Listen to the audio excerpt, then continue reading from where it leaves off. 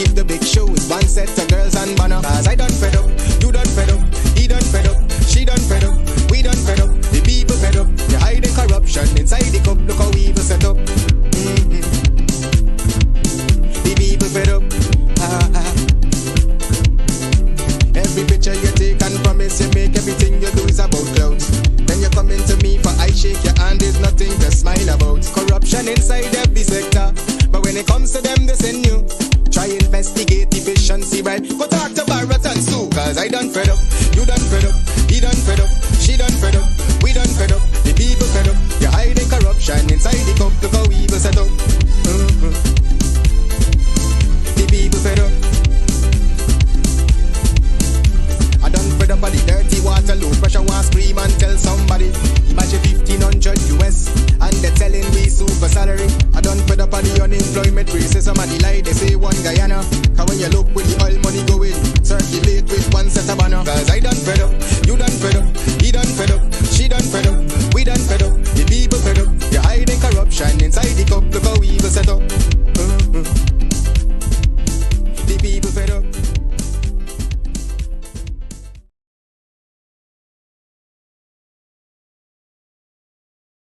Yeah, my name is Jacinty Caldata Francis Vietnam, and since 1965 I become a voter, and I always place my ex next to the cup, and what they are doing today, I can't take it. So I have no more vote to give to PPP anymore. I'm not going to vote anymore no more. If they have to lose by one vote, they're losing it by data.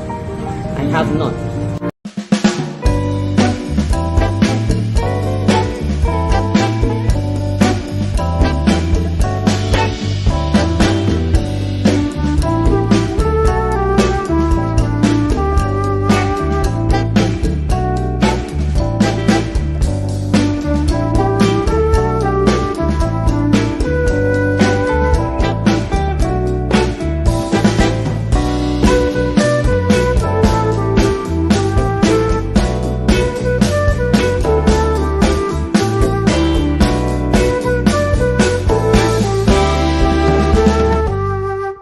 There and fabricate that. Unless you say who the person is, I can't comment on anonymous people. Okay, well, let's talk about specific individuals. What is your relationship with Mr. Su Jurong? Su? Oh, Su? My relationship? Nothing. He's a tenant in my place, yeah. And he's a good friend of yours? Yes, yes, he is a friend of ours. Good evening, everyone. Welcome to Over to You.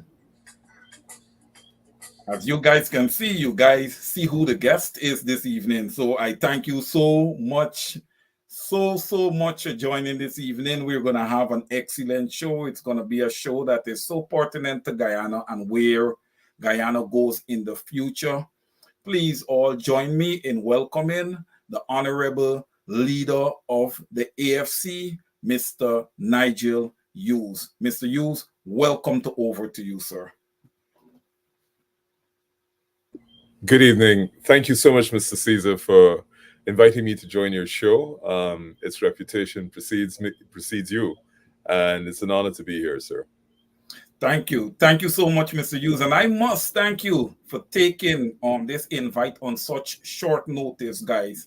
I was able to get in contact with Mr. Hughes. I don't even think it's been 2 hours as yet, but he has agreed to come on with us this evening. And for that, I am very thankful. And I'm sure the viewers are very thankful for having you here this evening with us, Mr. Hughes. No, I'm very, very happy to be here. Good. And how have you been doing, sir? May I just ask you before we get started? Thank you for the inquiry. I've been good. It's been good. God's been good. Every day above ground, as one of my employees would say, is a good day. So yes, it's been good. I could not have agreed more. So Mr. Hughes, I've been following you for the most part. I am friends with you on Facebook, and I do follow you a lot. And I've seen that you've been doing a lot of work in the indigenous areas across the country, Region 9 in particular, that you've put out some statistics with regards to education that is quite damning. Would you like to share with the audience a bit of that, I would say, expedition of meeting with the people, meeting with Tushals amongst others? Would you like to share a bit of that with the audience, what you've been doing over the past few weeks? Okay, so the most recent expedition has been Region 9, but we were in Region 7 in the Upper Maz, 2-3 weeks ago. What we have been doing is I only got elected maybe the end of June, I think it was. So it's been 3 months, and of course I've got to go to the areas where the AFC had support and also areas that the AFC never went to before. So we've been spending a lot of time in the indigenous communities. A lot of factors drive that decision. So a lot of the communities we've gone to are extremely remote. Chinawang, which is all the way out on the west. We've gone down to Achiwib because we don't want, in the event that there is early election called, that we can't get out there because, of course, you're concentrating in other areas. So we wanted to make sure that we went out to those areas, part of our listening and grounding tour, to meet various constituencies, and we spent a lot of time in indigenous communities.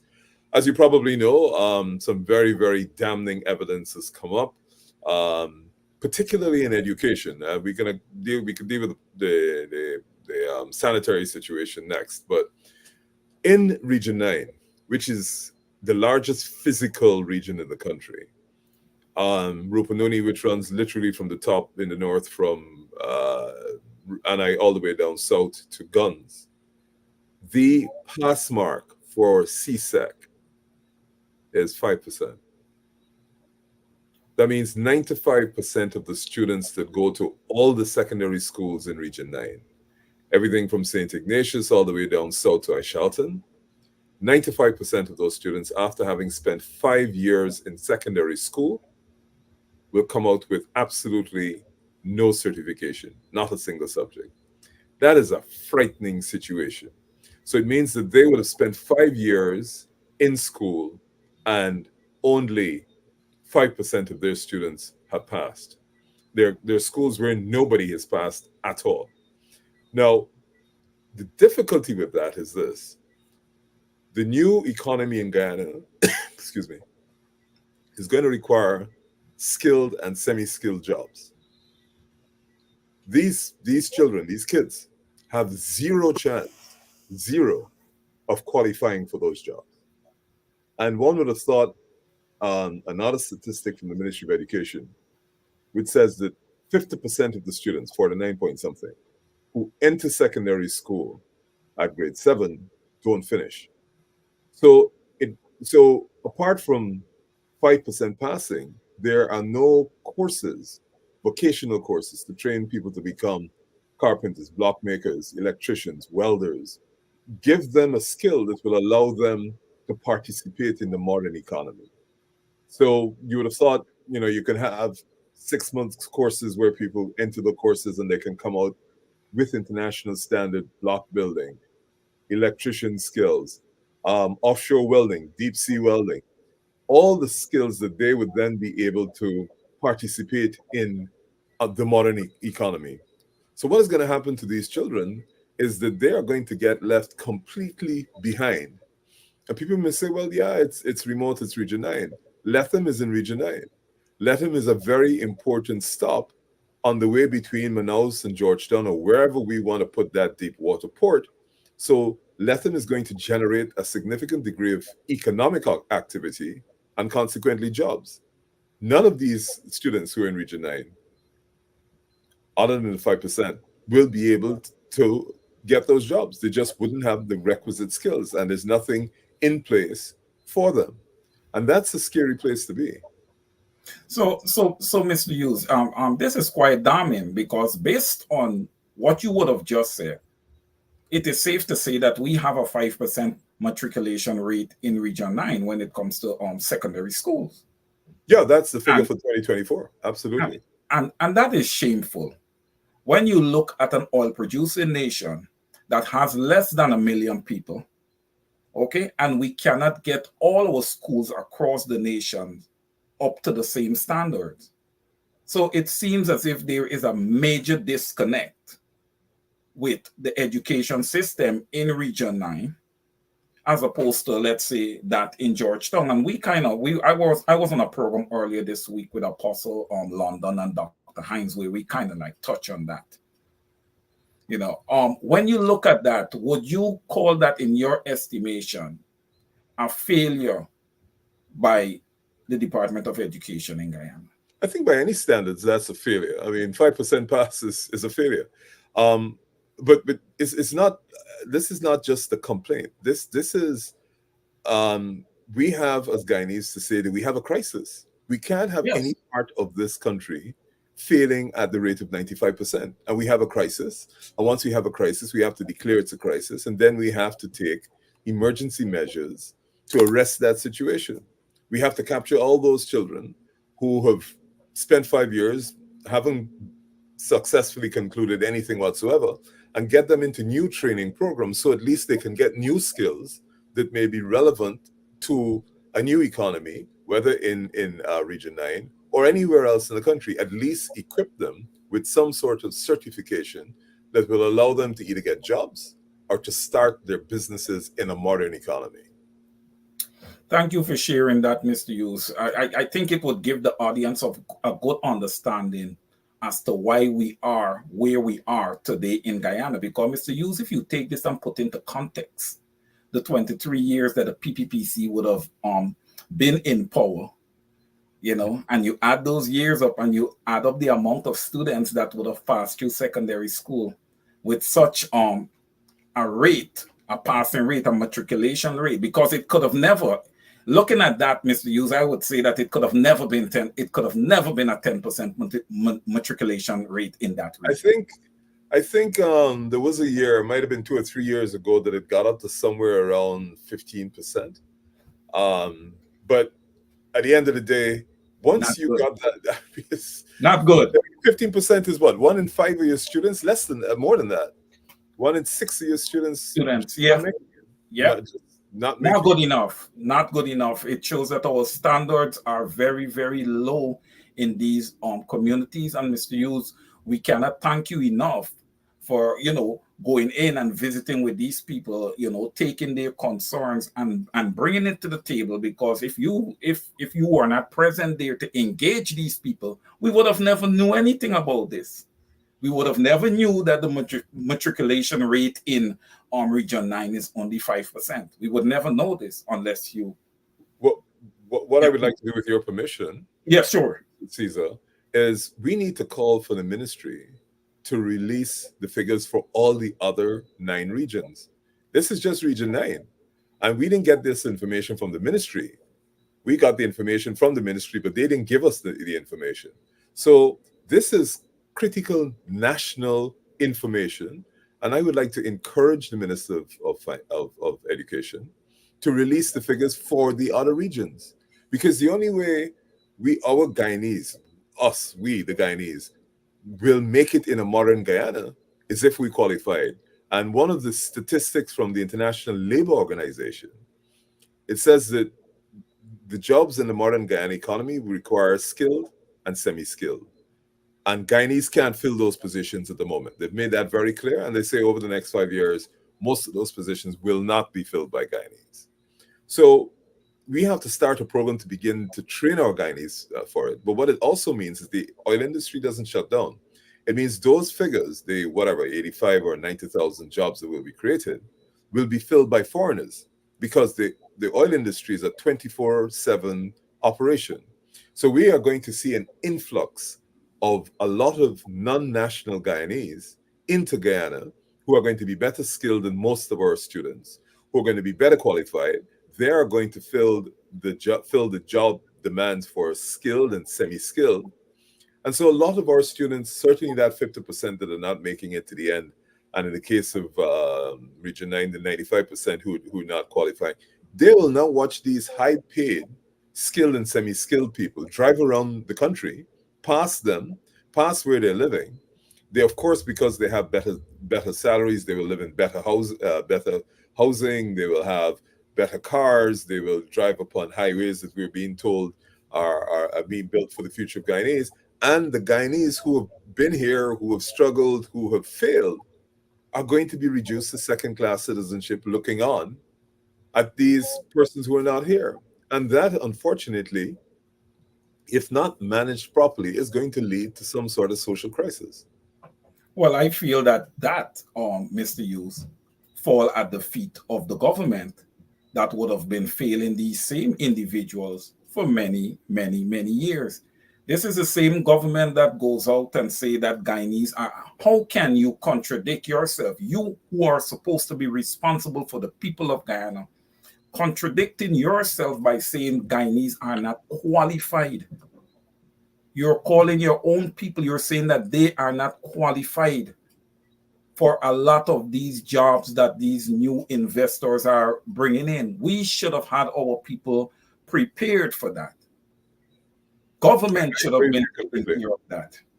And we have to begin to prepare our people. We haven't done it, but we have to start sometime.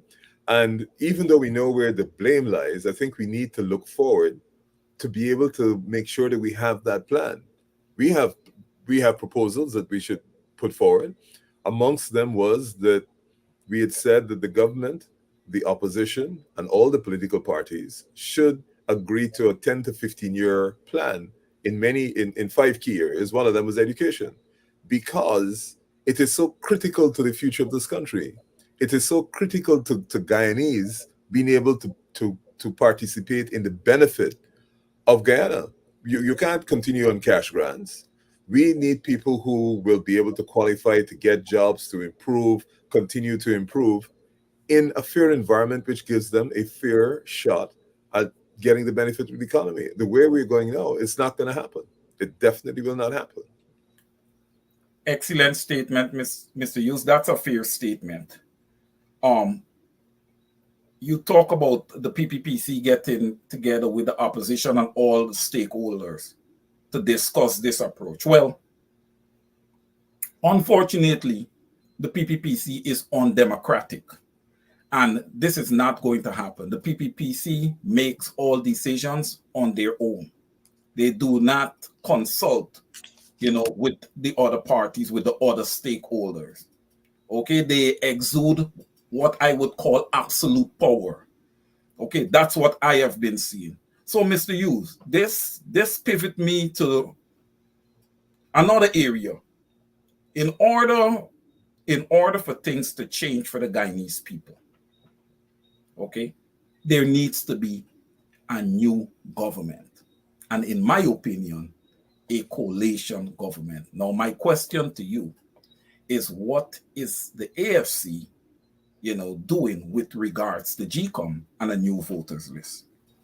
Well, we have certainly made it very public that we believe that we need a new voters list. We issue that call almost every fortnight. We make that call, whether at our press conferences or in press releases. We have written to GCOM to meet with them, and unfortunately, GCOM has not responded, saying that we will meet with you. So we've written to them saying, look, we would like to meet with you to discuss several issues relating to the elections, and we have not had the benefit of a date at which they can meet with us.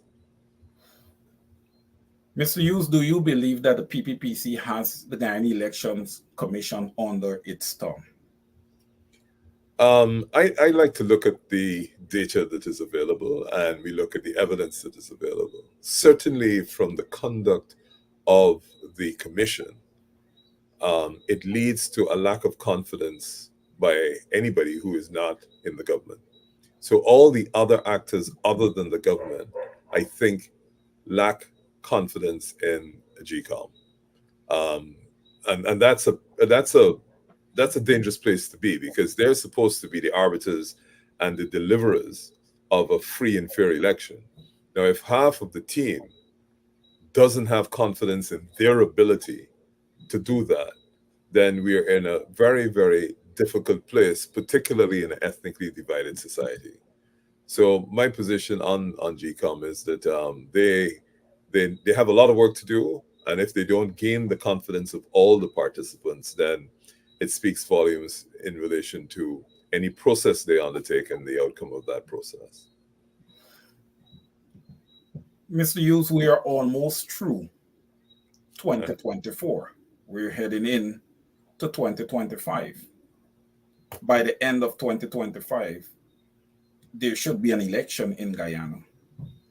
If GCOM is not prepared now, do you believe that they are going to be prepared come? I think Jagdeo said he needs more time, November in that area of 2025.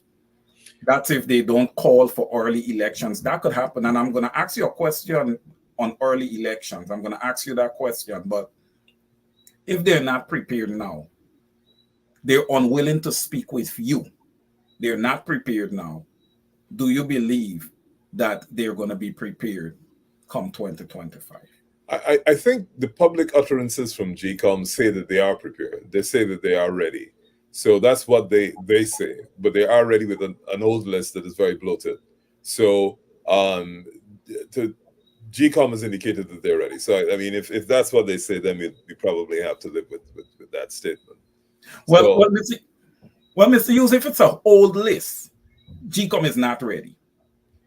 Because of course, you're saying that from the perspective of people who want to have as clean an election as is possible. And clearly, the mathematics don't add, or as people say these days, the maths don't math. You can't have a list of 600 something plus thousand people in a population of 850,000 people. So if you want to persist with that list, then you start off with a negative. You start off with a lack of credibility. And a lack of credibility leads to a lack of confidence.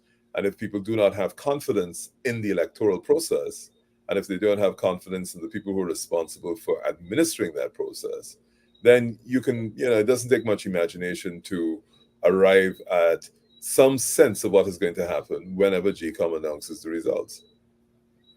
GCOM is supposed to be an independent, autonomous body, right? That is put in place to serve the people of Guyana, to make sure that there's free and fair election. Thus far, they have not shown, the ability or show that they want to serve the people of Guyana. It appears as if the Guyana Election Commission is serving the PPPC.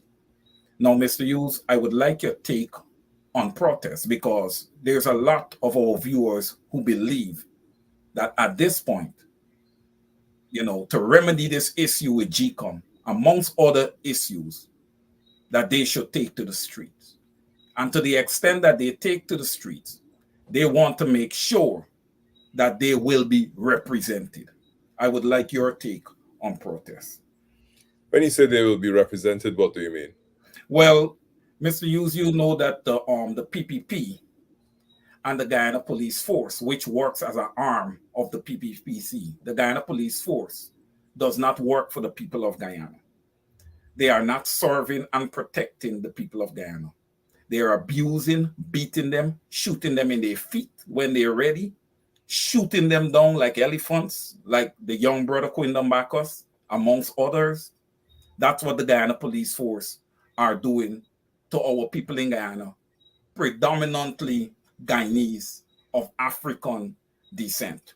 So if the people takes to the street, they want to know, if they want to believe, they want to have that belief that if they're ill-treated by the PPPC and the Guyana Police Force, they have representation. And so far, the only representation the people of Guyana can be talking about is the opposition. Yeah, well, I think, to answer that question, first of all, you have a right to protest everything that you disagree with. That's a guaranteed constitutional right. You then have the practical challenges of protest. And one of those challenges is that the protest gets infiltrated by elements who want to disrupt the protest for the purpose of damaging the cause and also damaging what would otherwise have been a peaceful protest. And we've had several examples of this over the years where elements get into the protest who have no good intentions, and what they do is they disrupt it, and then they break out of the protest or pretend to break out of the protest and damage the private property of people with a view to actually adversely impacting the good work of the people who are genuinely protesting about a cause that is just. We know from the history of the Guyana Police Force that they are very excessive, even without protests, in the way in which they treat the ordinary citizens. You mentioned Quinton Bacchus. We are in Boston, lying in his bed at 4:30 a.m. and they come in and shoot him next to his wife. There's Shaka Blair. I mean, the list is just Peter Headley. We have Peter Headley out there. You know, we still have Ronald Waddle. We have a whole lot of them. We have a host from Ewing, our brother. Right. So again, there's a crisis of confidence because people have very little confidence in the Guyana Police Force being able to manage any situation, and given their inability to solve crimes generally, there's a great risk that when the police come out, act with excessive force, there will be no form of redress whatsoever, none. And so that feeds into the assessment about protests. And so even though one has the right to protest, those who are going to protest need to make sure that their protests are immune and insulated from elements who clearly are going to try to disrupt and cause harm both to the protest and the issues which they're protesting against or about. So there's a practical part of that and there's a legal part. Of course, you've got the right to protest. What I would say is that what seems to have had a lot more success over the last 5-10 years is when the struggles of the people go international. So I think a part of any movement that is going to protest needs to look at how you bring to the attention of the people outside of Guyana the injustices that are occurring here. You have to use the mechanisms outside of Guyana, whether you go to the Inter-American Human Rights Commission, whether you write to the United Nations Human Rights Commission, appear before that commission as we have done for Epadaji, and speak about the way in which people are being treated in Guyana. I think that is a far more effective way of addressing the ills in Guyana than the protesting. Because the problem with the protest, it stays local. You look at it in local news, it's dead in 3 days and nothing happens. When you get to Geneva, when you get to New York and you bring it to the attention of the United Nations Human Rights Commission, that becomes a matter of global record. It is heard globally by nations throughout the world. And then people start to bring pressure to bear upon the government of Guyana about these situations, which are clearly unjust. So I would urge people who are considering protesting to explore that avenue to its fullest, and certainly explore bringing actions cause Inter-American Human Rights Commission, United Nations Human Rights Commission, and any other international body that is relevant to the cause which you are seeking to advance.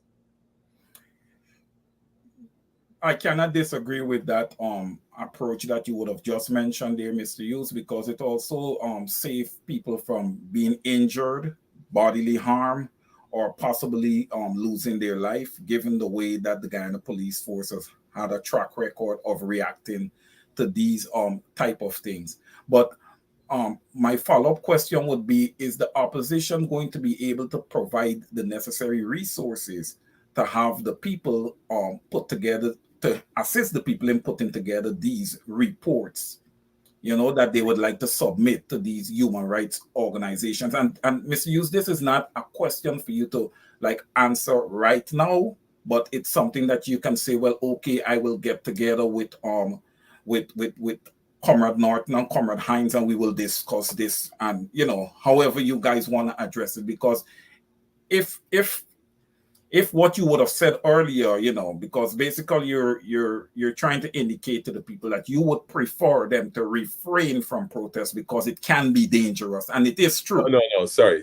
I don't want what I've said to be interpreted as saying don't protest. Okay. What I'm saying is protest must come in tandem with your efforts to take the struggle internationally. The People's Progressive Party only reacts to what happens internationally, and particularly to the United States when the United States of America has a position. They couldn't care two hoots about what happens here. I mean, you have the classic example today, I believe, of Mr. Tom, national artist, national sculptor, being told by a minister of the government that he does not reflect what the government's what the government sees. So it's clear that the People's Progressive Party has absolutely no interest and pays no regard to what happens domestically, and I think that comment by the minister reflects their position. So it's no point complaining about what that minister said. We know that's the policy. We know that's what happens in Guyana. We have to take it to levels where people will get a real sense of what's happening. And if I could use a parallel, the apartheid struggle, apart from the struggle within South Africa, a lot of what happened to lead to the success of the dismantling of the apartheid system, which finally came to an end in 1992, was the fact that internationally a lot of pressure was brought to bear, not only in South Africa, but on the governments that supported them. So they were boycotting South African goods, they were protesting foreign capitals. I remember being a student in the UK, and on Saturday you would join the anti-apartheid march going through the streets of London, because people have to realize what's going on. And that's what I would like, that's what I would commend to people here. So where you have a clear statement of government policy coming from the Minister of Culture, who says that, you know, an artist like Mr. Tom does not reflect what the government's view is, we need to share that with the world so the world just understands what it is that we're dealing with. And that's a great point, Mr. Hughes. Mr. Tom is a person who's dedicated all his life to art and sculpture. And what would have transpired with him and the Minister of Youth and Sport, Charles Ramson, is a disgrace. It's a shame. It doesn't represent what Guyana should stand for. You know, to know that this administrator was on the premises of the school that he is the administrator of, and someone would have tried to park, not just park in a spot, Mr. Hughes, but park in a spot that is actually also a driveway. So that means you will be blocking anything coming in and out. And he would have approached the individual to speak to that individual. And that individual would have addressed him saying, it's because of, I wouldn't say the word, but he basically means Guyanese of African descent is because of you that Guyana is in the position that it is in now. I fully agree with you, but I think we need to focus on two things that I think are particularly egregious. The first one is that somebody who clearly feels they have access to the minister, that they can call the minister and complain about this. The first problem is the minister then summons, this is the head of the Borough School of Art. This is the sculptor whose work is on the Georgetown seawall, symbolizing the 1823 uprising. This is the sculptor who President Ramatar said, please put your work here because it represents the struggles of the people of 1823. And he gets summoned by the minister for what? For reprimanding somebody for parking where they're not supposed to park? How does the minister call the head of any administration to do what? To reprimand them because they merely pointed out what the appropriate procedure was? But I think it is this statement by the minister, and I'm just looking for the exact term that I saw. Just let me pick that up. Just 1 minute.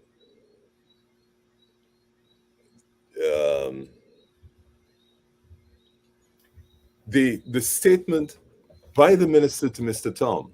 So the minister can be in no confusion about who he summoned, because this is not Mr. Tom going to the minister to make a complaint.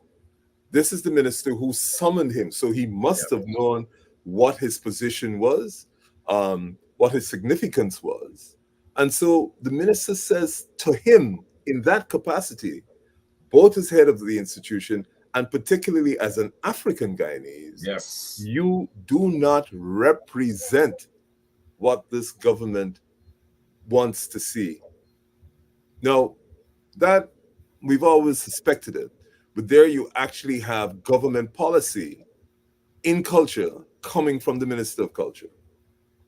And that is, can you imagine if President Biden had said to the head of some university who happened to be African American that you do not represent what our administration expects from somebody in that position? There would be immediate protests. This would be the equivalent of, this would trigger a reaction that would be like the civil rights movement. This is unbelievable. We are now, that publication, I saw it maybe about 2 o'clock in the morning, 1:30 last night. We are now almost 24 hours after its publication, and there has been not a single retraction that I'm aware of. I might have missed them. Not a single retraction, not a single apology, not a single attempt to put the remarks of the minister in a different context. We have lost the services of one of our best living sculptors, head of the institution, where the students are saying, this is the best thing we've had for a long time, and nothing has been said.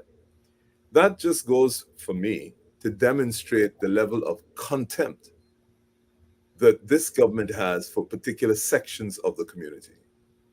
How can you have the head of that institution being summoned by the minister over some parking incident and then being told in no uncertain terms that he does not represent? If he meant something different, one would have thought that as soon as this hit the press, an alternative version of what he meant by that statement would have been out. Nothing. And so I hope the people who are affected or likely to be affected by this kind of policy are taking note.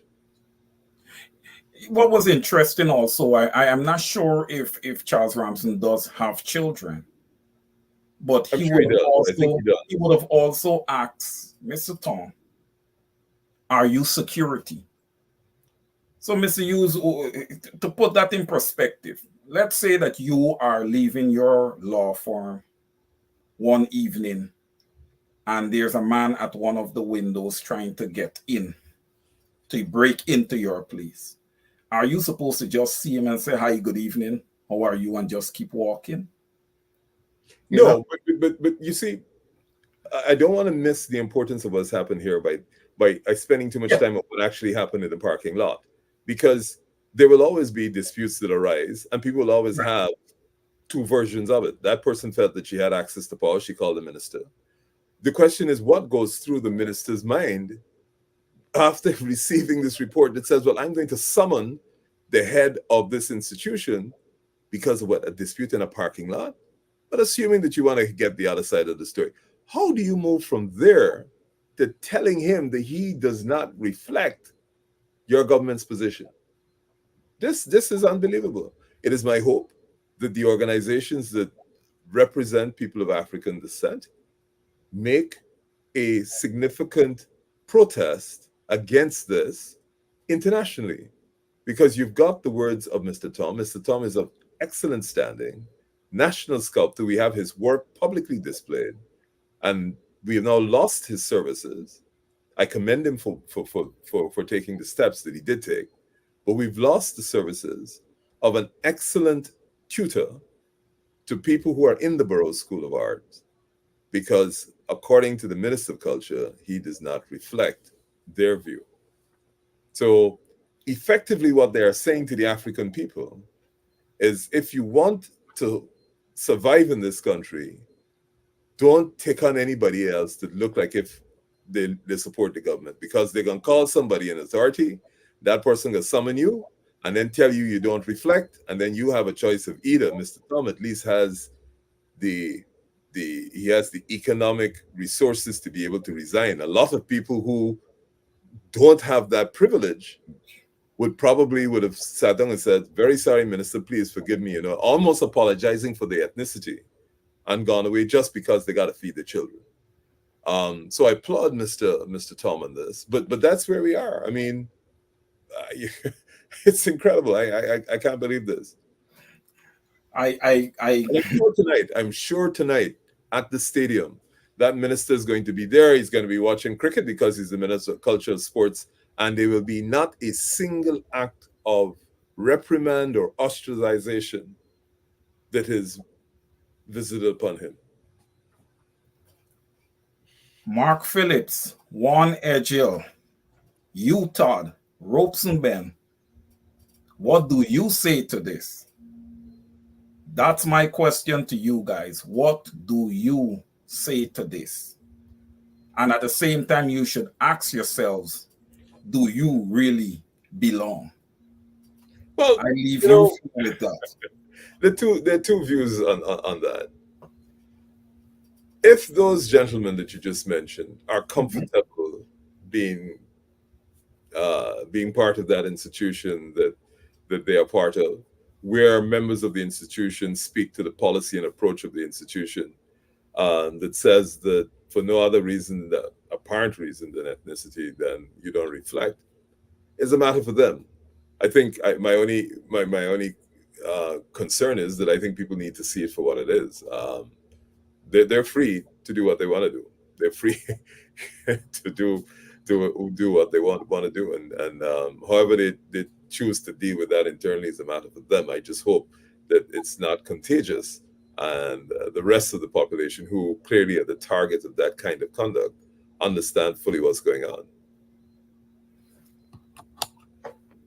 Mr. Hughes, I want to pivot because this week has been a very eventful week. I want to pivot quickly to the story of Joel Dotson. I don't know how familiar you are with this story. It's a young Guyanese man of African descent. He's from the Tushen area. He does Yes. He does own a little wash bay, and he has his little steam cleaning business that he does. Now, let's keep in mind here, Mr. Hughes, that the PPPC would have promised 50,000 jobs, right? This young man does not receive a job courtesy of the PPPC. He had to create his own. Now, mind you, what Guyanese are facing today, particularly those of African descent, you have to give credit where credit is due. This young man chose to look the other way and try to do right for himself, right for his family. He created his little business. Now, he has been constantly harassed by an official out of Anil Nandalal's office. Constantly harassed. Now, I've went to the ground to try to get some information regarding wash bays in the Tushen area. And I was told if there are 15 wash bays in the Tushen area, 2 of them are owned by Guyanese of African descent, and the other 13 are owned by Guyanese of East Indian descent. Now, you see the disparity there already. Now, I asked you the question, what can this young man do in this case? All right. As you might have picked up from early, I wasn't fully in the ball in relation to it. Now you've mentioned it. I know that I've seen the headlines. I can't say I've paid as much attention as I ought to. I should have. I'm embarrassed because this has been a very busy period. But the couple of points. One is the disparity that you're talking about there in economic opportunity that exists in Tushen, I think exists throughout the business world in Guyana. It's not just at the level of wash bays; it goes all the way up the corporate level. And we have had prominent African businessmen in Guyana speak about the disparity in treatment between what they get from the banks, for example, and people who are like them in the same business. So that's not unusual. It's clearly unfair. Now, this Mr. Dodson clearly has entrepreneurial Yes. skill. They should be applauded. And if he alone is singled out for harassment, which may result in him closing his business or with the intention of closing his business, that has to be called out for what it is. That clearly has to be called out for what it is. And certainly, like I said, I haven't read all the information on it, but from the information that I have got, it is clear here that if he, out of 15 Wash Bay attendants who own businesses in that area, he alone is being targeted for harassment with a view to, clearly with the result of him closing his business down, that has to be resisted. Absolutely. I think today I saw MP Flew Best taking her car there to get it cleaned. I want to applaud her. I know that there are people who are saying that we should show solidarity, and I applaud that sort of effort, because that's what you've got to do. We have to develop a fair society, and clearly this is beyond the capacity of those that are currently in office. And Mr. Hughes, since you touch, on the disparity when it comes to distribution of wealth across Guyana, who own the large businesses, I think it was you. Not I think it was you. I know that you've made an excellent presentation. I can't remember if it was for Epology or not. It may have been. But you would have done a presentation that was so detailed, with regards, when it comes to distribution of wealth across Guyana, who owns what. And I think for the most part, the large businesses, I think around high 80s, 90% of them were owned by Guyanese of East Indian descent. Mr. Hughes, this cannot be by chance. Okay, I'm an accountant,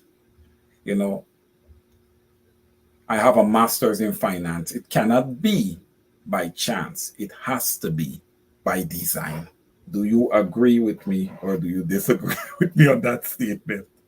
I think what I would say is, let's look at the data. Let's look at the data between 1966, when Guyana became independent, and where we are now. And let us look at what the data says about the transfer of assets from the state to various communities. This doesn't have to become a matter of speculation. We just have to go to the data. The data would tell us exactly what happened. We had the Economic Recovery Program, which after Mr. Hoyt got into office, said that a lot of state companies, had to be privatized. And so telecoms and some other businesses got privatized. And of course, because the Indian population had more money at that time, this is just before 1992, a lot of those businesses were acquired by people who were not African, because most of the African population were either in the civil service, but they certainly were not in a position to purchase. After 1992, the so-called birth of democracy, if you just look at, let's first of all look at the years. 1992 to now is 32 years. Right. The People's Progressive Party has been in office for 27 of those 32 years, 85% of that period between 1992 and now. Then let's just go to the next level. Let's go and see where all the contracts went. The contracts for sea defense, all the government contracts, because most of the money in this state, in this country that is significant, comes from business and contracts the government gives out. Whether it's sea defense contracts, whether it's contracts for drainage, whether it's contracts to build roads. Look at what happened with the state land on Mandela Avenue, who it got transferred to. Look at state lands that got transferred. The evidence is there. And then you can pick any time between 1992 and today and just ask for an assessment of what got transferred to whom. We have a classic case just before the 2015 elections when two significant oil blocks were given out without any bid, without any notification to the public, without any invitation for bids, were given out by the then president to persons of one particular ethnicity. When they left office in 2015, there were about, outside of the international companies, there were about 5 oil blocks that were given away to Guyanese. And not one of those went to a Guyanese of African descent. Not one. And we're talking about deep water blocks. We're not talking about shallow water blocks, because the prospects of success in shallow water is a lot less Yes. than the deep water. Correct. Now, how do you end up in that position of disadvantage between one ethnic group and another? By the time I came to produce that piece of research called Economy and Justice, if you look at the export licenses, 6 are given out. Export licenses for gold. 6 are given out. 5 of them given out to people of one ethnicity in a supposed multicultural society. You see, the impact of that is not just the issuing of the licenses. It means that of the 6 businesses, and everybody's in business to make money, all the profits that are generated from those businesses go into one community. Right. Also to add a little to that too, Mr. Hughes, those individuals, for the most part, are going to hire people who look like them also. Right. So there's that whole thing going on. You remember there was a time when they were putting in new lights between between Rossignol and Georgetown, and you drive through the African villages, there'd be no lights, and then you'd see lights in the Indian villages. I think it's just this week. I think that the other opposition party commented on the fact that $7 billion worth of contracts was given to a company that is closely associated with one of the leading members of the People's Progressive Party. The Schooner Road that was recently opened, you had a bid in which there were 24 or 26 bidders. MPTAB disqualified 25 of them and gave it to one company. And the value at which that company got it was more than $500 million above the engineer's estimate. And you can well imagine which community that goes to.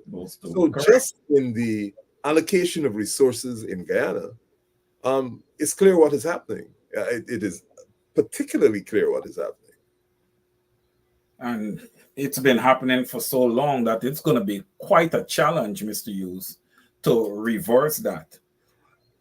I want to turn if you put in place, as we're advocating, institutions and systems that are fair, that apply across the board, that the minister can't intervene, that there's no personal discretion, that are open for review, that all information from the government must be publicized in whatever sphere, you're going to begin to get some level of equality and equal treatment. But then you also have people who have historically been disadvantaged. I mean, if you just look at what's going on in the indigenous population, I mean, just the figures, I mean, 5% passes. So African population, historically disadvantaged. And clearly, with what has been happening over the 27 years that the People's Progressive Party has been in office, there must be some sort of system that will address that, will publicize the results of a real audit, and then explore ways in which that can be rectified. Well, with all honesty, Mr. Hughes, I don't think that the PPPC will allow an audit. I think but if the PPPC is not in office, then that's a different thing. Right. Well, I was just going to ask you about that. To the extent the coalition wins the election in 2025, and Mr. Hughes, I'm going to always say a coalition. Okay. By the way, I have a question for you regarding coalition. I might as well just ask it right now. There have been little drop-ins here and there that there's a possibility that, the AFC may go it alone. I want you to give some clarity to that. I think the viewers would want some clarity to that. Yeah, and forgive me for repeating what I said before. The Alliance for Change held its conference, I think it was the end of June, early July. I was privileged enough to be elected as the leader. When I looked at the state of the Alliance for Change, I realized that we needed to do a lot of work on the party and a lot of work within the general population in relation to what the Alliance for Change stood for, its principles. And therefore, I said then, and my position remains the same, that we are working on building the Alliance for Change. We are working on sharing our core principles. We are working on the policies which this country, we believe, should follow, given its fortune in finding the amount of oil that it has and the wealth it has. So we need to work, and we are working on our party. And we have had, that's why we've called it a listening and grounding tour, because we need to go out to hear what people think about Guyana generally, about what the position it is in, and also what they think about the Alliance for Change. When we have finished that process, we would then be in a position, guided by all the information and data we would have gathered, we would then be in a position to say, okay, we are confident about this position. And we would be willing at that point to engage with several persons about what is best for Guyana. That's always at the back of our mind. It is what is best for Guyana. It's not what's best for the Alliance for Change. It's not what's best for the coalition. It's what is best for Guyana. And a lot of that has to be driven by data. Now, I am not saying that we are not going to go into a coalition, but all I'm saying at this point, we are not, that's not our focus. Our focus is building this party up. You know that there are various people that pronounced on us. They said we're dead. Party's dead meat. We're dead. It seems to me that we've been having a lot of resurrection parties because the amount of time that the vice president spends talking about this dead party means he must have some sort of obsession with actually carrying crows or carcass, because I don't know how he spends so much time talking about a dead party. Okay, Mr. Hughes, I wanted to follow that up with, to the extent that there is a snap elections, how... Right. If there's a snap election, the first thing we will do is internally we have to caucus about what it is we're going to do, because we'll only have 3 months between the time they announce the snap election and the time of the election. At that point, we clearly have to sit down and we have to look at all stakeholders, APNU, PNC, trade unions, civil society, and we say, look, the way Guyana is going clearly is going to end up in a catastrophe. What is the best political combination that we can come up with to enter the elections? The discussions about leadership in terms of any coalition, all of those things are in the mix. And so when that crunch time comes, sure, we would have to discuss that. But I can't give a prediction as to what is likely to be the outcome. Thank you so much, Mr. Hughes. We are coming up on the end of the program. Mr. Hughes, I would like to ask you to give your closing remarks and to leave a few words that would leave the Guyanese people with some level of comfort, some level of hope, given what they are currently facing under this dictatorship PPPC regime. First of all, let me express my gratitude to you for having afforded me an opportunity to share some of my views with your audience. I really do appreciate this.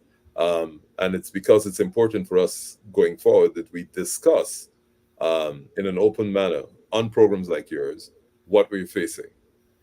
I want to say that the darkest night and the longest night always has a dawn after it. Always has a dawn.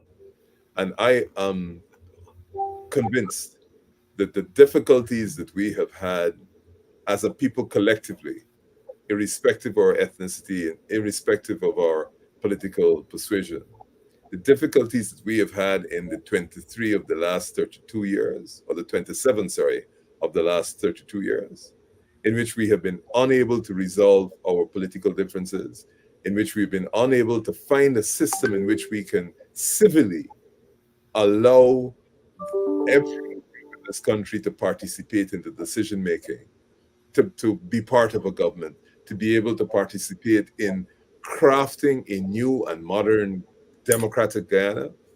It may seem as if it's a pipe dream, but I believe it's exceedingly close, and that we are going to end up in a position pretty soon in which everybody is going to be able to participate in running this country and contributing to the real development of this country, and it's not left in the hands of a few. To the people like Mr. Tom, I applaud the position you take, but I say to those who are in similar positions, we will be fighting for you. And the day will come soon when that level of contempt and abuse will no longer be possible.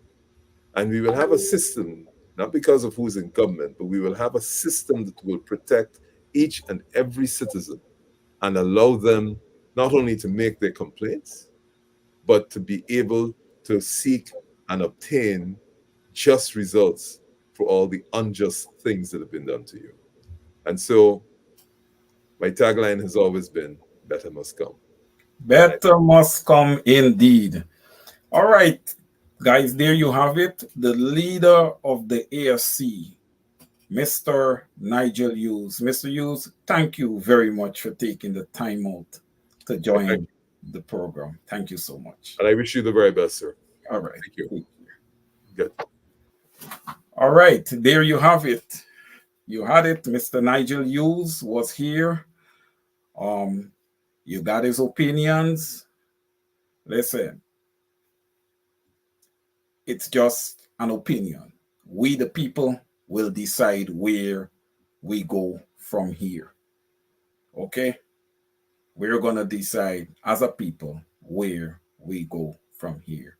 The issue of protest is still on the table for a full discussion.